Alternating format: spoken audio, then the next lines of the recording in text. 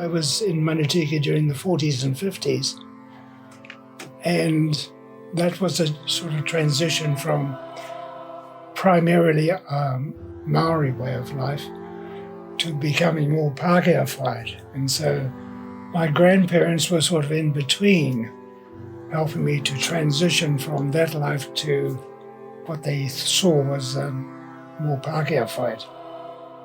What impressed me during that time was the very different cultural attitudes compared with what exists now.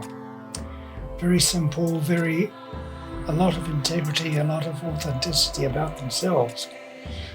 And that was something that I inherited as a base to start with. And that was an amazing time, that bit of childhood. And then I realized, but I'd have to put that aside. Now, if we're talking about abundance, there's the abundance of the original culture that I inherited. And that was an abundance more spiritual rather than material. That has been with me ever since.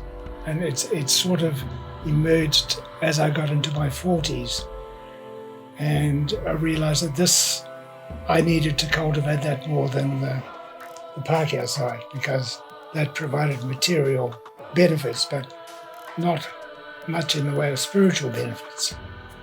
And that was very, very stimulating, very, very good for my own stability, because I found being in the Pākehā environment tended to be disruptive of my whole self, if you know what I mean, because the focus is largely on material things, or material benefits. There was nothing there that was a core, the core of yourself. So I had to look back to the original culture, because it's a tragic waste of life if you come here and you don't know what the hell you're doing here. You just copy everybody else. That's not really the way you're meant to live.